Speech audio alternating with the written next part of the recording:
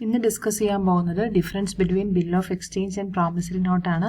Bill of എക്സ്ചേഞ്ചിൻ്റെയും promissory നോട്ടിൻ്റെയും separate videos upload ചെയ്തിട്ടുണ്ട്. അപ്പോൾ ആ ബിൽ ഓഫ് എക്സ്ചേഞ്ചും പ്രോമിസറി നോട്ടും രണ്ടും കണ്ടതിന് ശേഷം മാത്രം ഈ ഒരു ഡിഫറൻസ് കാണാം.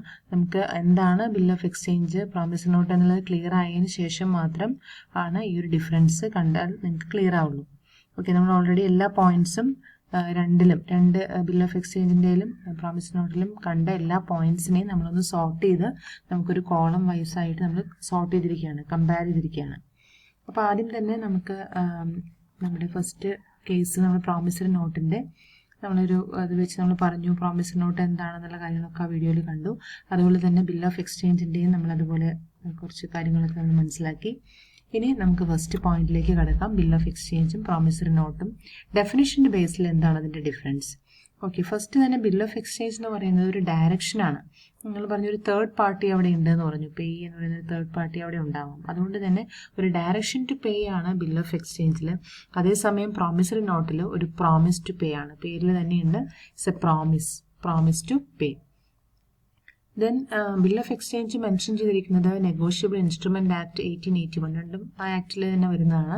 സെക്ഷൻ 5ലാണ് ബിൽ ഓഫ് എക്സ്ചേഞ്ച് എങ്കിൽ സെക്ഷൻ 4ലാണ് പ്രോമിസറി നോട്ട്. അപ്പോൾ ആ ഡിഫറൻസ് നോട്ട് ചെയ്യുക. സെക്ഷൻ 5 ആണ് ബിൽ ഓഫ് എക്സ്ചേഞ്ച്, സെക്ഷൻ 4 ആണ് പ്രോമിസറി നോട്ട്.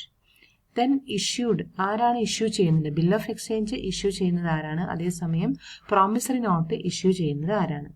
ഇവിടെ നോക്കാം. ബിൽ ഓഫ് എക്സ്ചേഞ്ച് ഇഷ്യൂ ചെയ്യുന്നത് ആരാണ്? ക്രെഡിറ്റർ ആണ്. ബിൽ ഓഫ് എക്സ്ചേഞ്ച് ഇഷ്യൂ ചെയ്യുന്നത് ക്രെഡിറ്റർ ആണ്. ഓക്കെ, ബിൽ ഓഫ് എക്സ്ചേഞ്ചിന്റെ കേസിൽ ക്രെഡിറ്റർ ആരാണെന്ന് നോക്കി.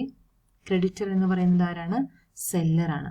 ബിൽ ഓഫ് എക്സ്ചേഞ്ചിൽ ബിൽ ഓഫ് എക്സ്ചേഞ്ച് ഇഷ്യൂ ചെയ്യുന്നത്, ബിൽ ഓഫ് എക്സ്ചേഞ്ച് ഇവിടെ നിന്ന് ഈ ഒരു ഡയറക്ഷനിലേക്കാണ് നമ്മൾ വരച്ചത്.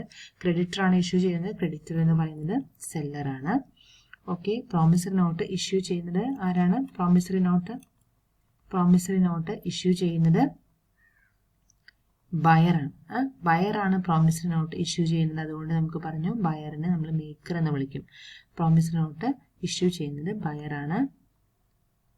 ദെൻ അടുത്തത് ഓർഡർ ഓർ പ്രോമിസ്.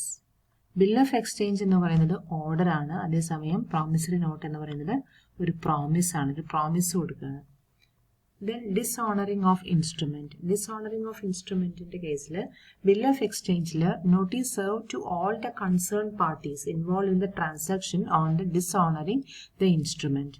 ഈ ഒരു ട്രാൻസാക്ഷൻ ഡിസോണർ ചെയ്ത് കഴിഞ്ഞാൽ, കറക്റ്റ് ആയിട്ട് നമ്മൾ പറഞ്ഞ ഒരു മെച്യൂരിറ്റി ഡേറ്റ് കൊടുത്തിട്ടുണ്ടാവും, എമൗണ്ടും കൊടുത്തിട്ടുണ്ടാവും. ആ മെച്യൂരിറ്റി ഡേറ്റിൽ അത് കൊടുക്കാതിരിക്കുകയോ അല്ലെങ്കിൽ അതിൽ പറഞ്ഞ എമൗണ്ട് കൊടുക്കാതിരിക്കുകയോ ചെയ്യുകയാണെങ്കിൽ ആ ഒരു ഇൻസ്ട്രുമെന്റിനെ ഡിസോണർ ചെയ്യാണ്. ആ ഇൻസ്ട്രുമെന്റ് ബെയർ ചെയ്യുന്ന ആളത് ഡിസോണർ ചെയ്യാണ്. അപ്പോൾ അതിന് എന്ത് ചെയ്യാം? ഒരു ലീഗലായിട്ട് നോട്ടീസ് വഴി അതിന് ഒരു ലീഗൽ ആക്ഷൻ എടുക്കാം. അതേസമയം നമ്മുടെ പ്രോമിസറി നോട്ടിന്റെ കേസിൽ no notice served to the drawer in case of dishonouring the instrument. അവിടെ ഒരു ഡ്രോയറുടെ പേരിൽ ഒരു നോട്ടീസ് കൊടുക്കാനായിട്ടുള്ള ഒരു അല്ലെങ്കിൽ നോട്ടീസ് കൊടുക്കാനായിട്ടുള്ള ഒരു പ്രൊവിഷൻ നമുക്ക് ഏത് കേസിലില്ല? പ്രോമിസറി നോട്ടിന്റെ കേസിലില്ല. ദെൻ കോപ്പീസ് ആണ്. Bill of exchange can have copies. Bill of എക്സ്ചേഞ്ചിന്റെ കോപ്പീസ് ഉണ്ടാവണം. മിനിമം 3 കോപ്പീസ് ആണ് ബിൽ ഓഫ് എക്സ്ചേഞ്ചിന്റെ കീപ്പ് ചെയ്യേണ്ടത്. പ്രോമിസറി നോട്ടിന്റെ കേസിൽ അതിന് കോപ്പീസ് ഒന്നുമില്ല. ജസ്റ്റ് ബയറും സെല്ലറും തമ്മിലുള്ള ട്രാൻസാക്ഷൻ മാത്രമാണ്. ബിൽ ഓഫ് എക്സ്ചേഞ്ചിൽ പുറത്തുനിന്ന് ഒരു തേർഡ് പാർട്ടിയും കൂടെ വരുന്നത് കൊണ്ട് അവിടെ കോപ്പി കീപ്പ് ചെയ്യണം. ഓരോരുത്തരുടെ കയ്യിലും കോപ്പീസ് ഉണ്ടാവണം. Is it payable to drawer or maker? Yes, the same person can be drawer and payee. Bill of എക്സ്ചേഞ്ചിന്റെ കേസിൽ ഡ്രോയറും പേയും ഒരേ വ്യക്തി തന്നെ ആവാം. അതേസമയം നമുക്ക് പ്രോമിസറി നോട്ടിന്റെ കേസിൽ ഡ്രോയറും പേയും ഒരിക്കലും ഒരേ വ്യക്തികളായിരിക്കില്ല. രണ്ടും നമുക്കറിയാം, സെല്ലറും ബയറും രണ്ടും സെപ്പറേറ്റ് ആയിട്ട് രണ്ട് ഇൻഡിവിജ്വൽസ് ആണ്. ദെൻ ഡ്രോയർ എന്ന് പറയുന്നത് ബിൽ ഓഫ് എക്സ്ചേഞ്ചിന്റെ കേസിൽ സെല്ലറാണ്. അതേസമയം പ്രോമിസറി നോട്ടിന്റെ കേസിൽ ബയറാണ്.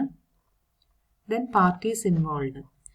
ബിൽ ഓഫ് എക്സ്ചേഞ്ചിൽ മെയിനായിട്ടും 3 പാർട്ടീസ് ആണ് ഇൻവോൾവ് ചെയ്യുന്നത്, ഡ്രോയർ, ഡ്രോയി ആൻഡ് പേയി. അതേസമയം പ്രോമിസറി നോട്ടിൽ 2 പാർട്ടീസാണ്, ഡ്രോയറും ഡ്രോയിയും. Okay, then acceptance. Drawee needs to accept the bill of exchange before payment. ഇത് ഡ്രോയി അക്സെപ്റ്റ് ചെയ്തിട്ടുണ്ടാവണം. ബിൽ ഓഫ് എക്സ്ചേഞ്ച് ആര് അക്സെപ്റ്റ് ചെയ്യണം? ഡ്രോയി അക്സെപ്റ്റ് ചെയ്യണം. ബിൽ ഓഫ് എക്സ്ചേഞ്ച് ക്രിയേറ്റ് ചെയ്യുന്നത് ആരാണ്? സെല്ലറാണ്. അപ്പോൾ seller bill of exchange create ചെയ്ത് ആർക്ക് കൊടുക്കാണ്? ബയർക്ക് കൊടുക്കാണ്, ഡ്രോയിക്ക് കൊടുക്കാണ്. അപ്പോൾ ക്രിയേറ്റ് ചെയ്യുന്ന ആളെ നമ്മൾ പറയുന്ന പേരാണ് ഡ്രോവർ. ഓക്കെ, അപ്പോൾ ബിൽ ഓഫ് എക്സ്ചേഞ്ച് സെല്ലർ അല്ലെങ്കിൽ ഡ്രോയർ ക്രിയേറ്റ് ചെയ്ത് കഴിഞ്ഞ് ഡ്രോയിക്ക് കൊടുക്കുന്നു. ഡ്രോയി എന്ന് പറയുന്നത് അവിടെ ബയറാണ്. ഡ്രോയി അത് അക്സെപ്റ്റ് ചെയ്യണം. ഓക്കെ, അതേസമയം പ്രോമിസറി നോട്ടിൽ no acceptance required from the drawee. അവിടെ അക്സെപ്റ്റൻസിൻ്റെ ആവശ്യമില്ല. എന്തുകൊണ്ടാണ് ഡ്രോയി അക്സെപ്റ്റ് ചെയ്യേണ്ട ആവശ്യമില്ല എന്ന് പറയുന്നത്? അവിടെ അക്സെപ്റ്റൻസ് വേണ്ട, നേരിട്ട് അയാൾക്ക് കൊടുക്കാനുള്ള ട്രേഡ് ട്രാൻസാക്ഷൻ ആണ്. Okay, then liability. ലയബിലിറ്റിയിൽ ബിൽ ഓഫ് എക്സ്ചേഞ്ചിൽ liability of drawer is secondary and conditional. ഡ്രോയറുടെ ലയബിലിറ്റി എന്ന് പറയുന്നത് സെക്കൻഡറി ആണ്. എന്തുകൊണ്ടാണ് ഡ്രോയറുടെ ലയബിലിറ്റി സെക്കൻഡറി ആണ് ബിൽ ഓഫ് എക്സ്ചേഞ്ചിൽ എന്ന് പറയാനായിട്ടുള്ള റീസൺ എന്താണ്? ഇതാണ് ബിൽ ഓഫ് എക്സ്ചേഞ്ച്. അതിൽ ഡ്രോയർ എന്ന് പറയുന്നത് ആരാ? ഡ്രോയർ എന്ന് പറയുന്നത് സെല്ലറാണ്. അപ്പോൾ സെല്ലറാണ് ഇത് പ്രൊഡ്യൂസ് ചെയ്ത് സെല്ലർ ആർക്ക് ഹാൻഡ് ഓവർ ചെയ്യാണ്? ബയർക്ക് ഹാൻഡ് ഓവർ ചെയ്യാണ്. അത് ബയർ എന്ത് ചെയ്യുന്നു? അക്സെപ്റ്റ് ചെയ്യുന്നു. ബയർ അത് അക്സെപ്റ്റ് ചെയ്തു. ബയർ അക്സെപ്റ്റ് ചെയ്ത് കഴിയുമ്പോൾ തന്നെ സെല്ലർക്ക് അതിൻ്റെ ലയബിലിറ്റി കുറയാണ്. ഇപ്പോൾ സെല്ലർ ഇത് ഇയാളിലേക്ക് ബയറിലേക്ക് ഈ ബിൽ ഓഫ് എക്സ്ചേഞ്ച് ട്രാൻസ്ഫർ ചെയ്തു. സെല്ലർ അതിൽ വേറൊരു നമ്മൾ പറഞ്ഞൊരു തേർഡ് പാർട്ടിയിലേക്ക് വേണ്ടിയിട്ടാണ് ക്യാഷ് കൊടുക്കാനായിട്ടുള്ള ആ ഒരു എന്താ പറയുക, ആ ഒരു എഗ്രിമെൻറ്റ് അല്ലെങ്കിൽ ആ ഒരു ഡോക്യുമെൻ്റ് ആയിട്ട് ബയർക്ക് ഹാൻഡ് ഓവർ ചെയ്തിരിക്കുകയാണ്. അങ്ങനെ ഒരു തേർഡ് പാർട്ടിക്ക് അത് കൊടുക്കണം എന്ന് പറഞ്ഞുകൊണ്ട്. അപ്പോൾ അതുകൊണ്ട് തന്നെ സെല്ലറെ സംബന്ധിച്ച് ലയബിലിറ്റി എന്ന് പറയുന്നത് വളരെ കുറവാണ്. സെല്ലർ കൊടുത്ത ഒരു കാര്യം ബയർ ഓൾറെഡി അത് അക്സെപ്റ്റ് ചെയ്ത് കഴിഞ്ഞു. പിന്നെ അത് ബയറുടെ ബേർഡനായിട്ട് മാറി, ബയർ ഒരു ഡെപ്റ്ററായിട്ട് മാറി. ഓക്കെ, അപ്പോൾ അതുകൊണ്ട് തന്നെ നമുക്കിവിടെ നമ്മൾ പറയുകയാണ് ലയബിലിറ്റി എന്ന് പറയുന്നത് കൂടുതലായിട്ട് വരുന്നത് ആർക്കാണ്? Liability of drawer is secondary. ഡ്രോയറുടെ ലയബിലിറ്റി, ഡ്രോയർ എന്ന് പറയുന്നത് ആരാ? ഡ്രോയർ എന്ന് പറയുന്നത് സെല്ലർ, ഇത് ഉണ്ടാക്കിയ ആള്. അപ്പോൾ സെല്ലറുടെ ലയബിലിറ്റി എന്ന് പറയുന്നത് സെക്കൻഡറി ആണ് അല്ലെങ്കിൽ കണ്ടീഷണൽ ആണ്. അതേസമയം പ്രോമിസറി നോട്ടിന്റെ കേസിലോ ലയബിലിറ്റി, ഡ്രോയറുടെ ലയബിലിറ്റി എന്ന് പറയുന്നത് പ്രൈമറി ആണ്. ഡ്രോയർ ആരാണ് അവിടെ? ഡ്രോയർ എന്ന് പറഞ്ഞാൽ ബയറാ. അപ്പോൾ ബയറുടെ ലയബിലിറ്റി വളരെ കൂടുതലാണ്, പ്രൈമറി അല്ലെങ്കിൽ അബ്സല്യൂട്ട് ലയബിലിറ്റി ഉണ്ട്. എന്തുകൊണ്ട്?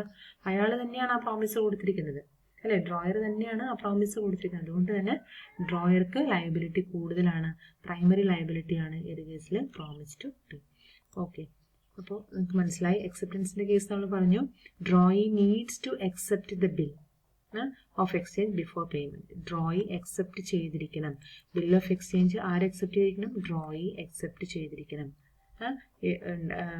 ഈ ഒരു ബിൽ ഓഫ് എക്സ്ചേഞ്ച് ക്രിയേറ്റ് ചെയ്യുന്നത് സെല്ലറാണ്, ഡ്രോവറാണ്. അത് ഡ്രോയി അക്സെപ്റ്റ് ചെയ്തിട്ടുണ്ടാവണം. പക്ഷേ പ്രോമിസറി നോട്ടിന്റെ കേസിൽ ഇതാരാണ് കൊടുക്കുന്നത്? ഡെപ്റ്ററാണ്, അതായത് ബയറാണ് ഇത് ക്രിയേറ്റ് ചെയ്യുന്നത്, ഡ്രോയർ ആണ് ക്രിയേറ്റ് ചെയ്യുന്നത്. ആ ഒരു പ്രോമിസ് ഡ്രോയി അക്സെപ്റ്റ് ചെയ്യണം എന്നുള്ള ഒരു നിബന്ധനയില്ല, അല്ലെങ്കിൽ സെല്ലർ അത് അക്സെപ്റ്റ് ചെയ്തോളണം എന്നുള്ള നമുക്ക് അങ്ങനെ ഒരു പ്രൊവിഷൻ അതിൽ വെച്ചിട്ടില്ല. അത് ഓൾറെഡി അയാളിലേക്ക് അങ്ങ് കൊടുക്കുന്നു എന്ന് മാത്രം. ഒരു അക്സെപ്റ്റൻസ് എന്ന് പറയുന്ന ഒരു പ്രൊവിഷൻ അതിൽ കൊടുക്കുന്നില്ല, പ്രോമിസ് കൊടുക്കുന്നു എന്ന് മാത്രം. ഓക്കെ, അപ്പോൾ നിങ്ങൾക്ക് ഈ ഡിസ്റ്റിങ്ഷൻ ക്ലിയർ ആവണമെങ്കിൽ നമുക്ക് ഓരോ കോളം വൈസ് കൊടുത്തിരിക്കുകയാണ്. ബിൽ ഓഫ് എക്സ്ചേഞ്ചും പ്രോമിസറി നോട്ടിൻ്റെയും കമ്പാരിസൺ ക്ലിയർ ആവണമെങ്കിൽ നിങ്ങൾ ആദ്യം ചെയ്യേണ്ടത് കൃത്യമായിട്ട് ബിൽ ഓഫ് എക്സ്ചേഞ്ചും പ്രോമിസറി നോട്ടും എന്താണെന്ന് മനസ്സിലാക്കണം. അതുകൂടാതെ ഇതിനോടൊപ്പം ഞാൻ വീണ്ടും അത് കൊടുത്തിരിക്കുകയാണ്. സംശയം വരുന്ന സമയത്ത് ഉടനടി നിങ്ങൾ എടുത്ത് നോക്കുക, ബിൽ ഓഫ് എക്സ്ചേഞ്ചിൻ്റെ ചാർട്ട് എടുത്ത് നോക്കുക, പ്രോമിസറി നോട്ടിൻ്റെ ചാർട്ട് എടുത്ത് നോക്കുക, എങ്ങനെയാണ് അതിൻ്റെ ഡയറക്ഷൻ നോക്കുക, വേറെ പേരുകൾ എന്തൊക്കെയാണെന്ന് നോക്കുക. പേരുകളാണ് നിങ്ങൾക്ക് കൺഫ്യൂഷൻ വരിക, അപ്പോൾ അത് നിങ്ങൾ ക്ലിയർ ആക്കാം. ഓക്കെ, എല്ലാവർക്കും ക്ലിയർ ആയി കാണുമെന്ന് വിചാരിക്കുന്നു. വീണ്ടും വീഡിയോസ് കണ്ട് അത് കൃത്യമായിട്ട് മനസ്സിലാക്കുക. കൺഫ്യൂഷൻ ഉണ്ടാവാൻ ചാൻസ് ഉണ്ട്, അപ്പോൾ അതുകൊണ്ട് നിങ്ങൾ കൃത്യമായിട്ട് മനസ്സിലാക്കി വേണം പഠിക്കാൻ. Okay, thank you.